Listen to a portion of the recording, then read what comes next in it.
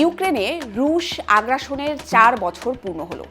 আধুনিক ইতিহাসের সবচেয়ে রক্তক্ষয়ী ও ব্যয়বহুল সংঘাতগুলোর একটিতে পরিণত হওয়া এই যুদ্ধ স্থায়িত্বে নাৎসি জার্মানির বিরুদ্ধে সোভিয়েত ইউনিয়নের গ্রেট প্যাট্রিয়টিক ওয়ারকেও ছাড়িয়ে গেছে। এই 4 বছরে ইউক্রেন রাশিয়ার লাভ ক্ষতির পাল্লা কার কতটা ভারী হলো, আর দুই দেশের সাধারণ মানুষের জীবনে এই যুদ্ধের আঘাত কতটা গভীর, জানবো আজকের স্টার এক্সপ্লেইনসে।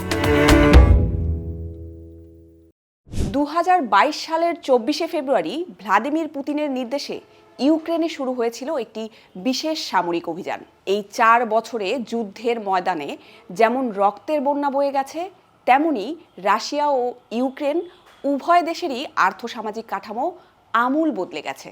যে যুদ্ধকে ক্রেমলিন একটি সংক্ষিপ্ত সামরিক পদক্ষেপ হিসেবে কল্পনা করেছিল, তা এখন দ্বিতীয় বিশ্বযুদ্ধের পর ইউরোপের দীর্ঘতম সংঘাতে পরিণত হয়েছে।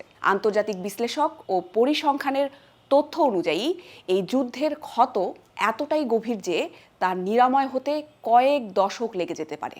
এই 4 বছরে যুদ্ধের সবচেয়ে করুণ পরিসংখ্যান লুকিয়ে আছে প্রাণহানির সংখ্যায়।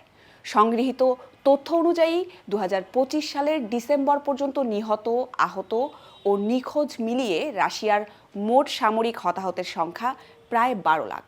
এর মধ্যে শুধু 2025 সালেই হতাহত হয়েছে 4,15,000-এর বেশি সৈনিক। অন্যদিকে ইউক্রেনের সামরিক হতাহতের সংখ্যা 5 থেকে 6 লাখের মধ্যে। বেসামরিক ক্ষয়ক্ষতি আরও ভয়াবহ। ইউক্রেনে অন্তত 15,172 জন সাধারণ মানুষ নিহত এবং 41,378 জন আহত হয়েছেন, যাদের মধ্যে 766 জন শিশু। বিপরীতে রাশিয়ার সীমান্ত অঞ্চলে বেসামরিক মৃত্যুর সংখ্যা 7,254। একই সঙ্গে এই যুদ্ধ ইউক্রেনকে ঠেলে দিয়েছে এক বিশাল মানবিক সংকটে। দেশের ভেতরে কিংবা দেশের বাইরে প্রায় 1 কোটি মানুষ আজ শরণার্থী হয়ে অনিশ্চিত জীবনে দিন কাটাচ্ছে। আবার যুদ্ধে মানব পাচারের মাধ্যমে সৈন্য নিয়োগের ঘটনাও ঘটছে, যার মধ্যে রয়েছে বাংলাদেশিরাও। অ্যাসোসিয়েটেড প্রেসের 27 জানুয়ারি 2026-এর তদন্তে দেখা গেছে, বাংলাদেশি শ্রমিকদের সিভিলিয়ান চাকরির প্রতিশ্রুতি দিয়ে রাশিয়ায় নেওয়ার পর হুমকি, মারধর ও দীর্ঘ কারাদণ্ডের ভয় দেখিয়ে জোর করে সেনাবাহিনীর চুক্তি সই করানো হয়েছে। পরে তাদের ইউক্রেন যুদ্ধক্ষেত্রে পাঠানো হয় ড্রোন অপারেশন, মেডিকেল ইভাকুয়েশন ও ভারী অস্ত্র ব্যবহারের কাজে।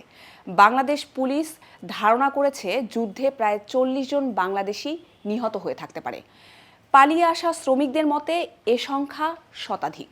তাহলে যুদ্ধে ইউক্রেনের ক্ষয়ক্ষতির পরিমাণ কত? 4 বছর ধরে চলা এই যুদ্ধে ইউক্রেন আর্থিক ও অবকাঠামোগতভাবে ধ্বংসস্তূপে পরিণত হয়েছে। বিশ্বব্যাংকের তথ্য মতে ইউক্রেনের মোট প্রত্যক্ষ ক্ষতির পরিমাণ $195 বিলিয়ন পৌঁছেছে। দেশটির আবাসন খাতের 14% অর্থাৎ প্রায় 4 লক্ষ ভবন ধ্বংস বা ক্ষতিগ্রস্ত হয়েছে, যার আর্থিক মূল্য $80 বিলিয়ন বেশি।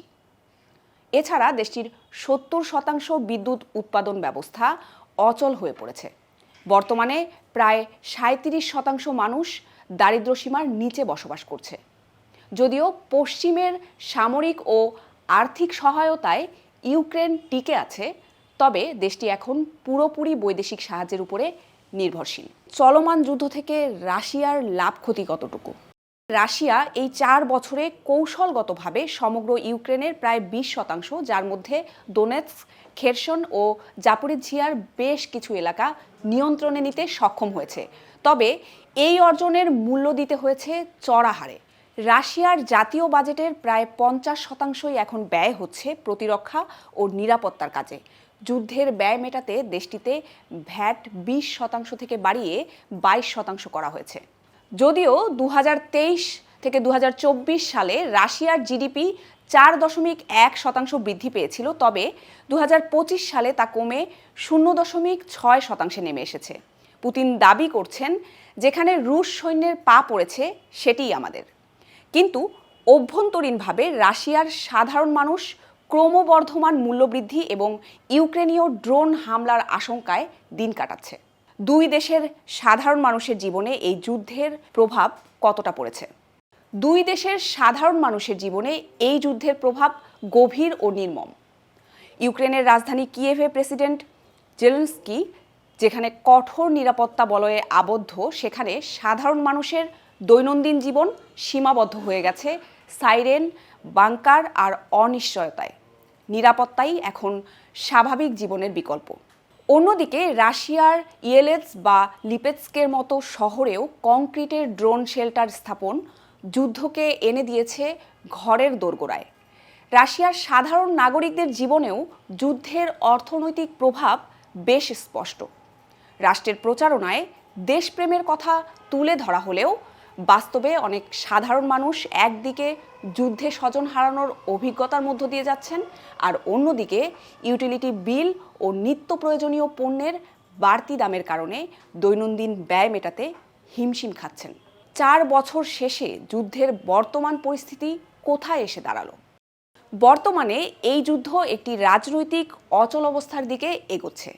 ইউক্রেনের প্রেসিডেন্ট জেলেনস্কি স্পষ্টভাবে জানিয়েছেন, 1991 সালের আন্তর্জাতিকভাবে স্বীকৃত সীমানা অনুযায়ী সব ভূখণ্ড পুনরুদ্ধার না হওয়া পর্যন্ত তিনি কোনো শান্তি চুক্তিতে যেতে রাজি নন এবং ভূখণ্ড ছাড় দেওয়ার প্রশ্নও ওঠে না। তার মতে, রাশিয়ার প্রেসিডেন্ট পুতিন ইতোমধ্যে এই সংঘাতকে তৃতীয় বিশ্বযুদ্ধের দিকে ঠেলে দিয়েছেন, যা আন্তর্জাতিক সম্প্রদায়ের জন্য বড় চ্যালেঞ্জ। এদিকে যুক্তরাষ্ট্রের নির্বাচনে ডোনাল্ড ট্রাম্পের বিজয়ের পর ইউক্রেনের প্রতি মার্কিন সহায়তা কমতে শুরু করেছে, যা কিয়েভের ওপর রাজনৈতিক ও সামরিক চাপ বাড়িয়েছে। তবুও জেলেনস্কি আশা করছেন আন্তর্জাতিক নিরাপত্তা গ্যারান্টি এবং মার্কিন কংগ্রেসের সমর্থন অব্যাহত থাকলে ইউক্রেন তাদের অবস্থান ধরে রাখতে পারবে।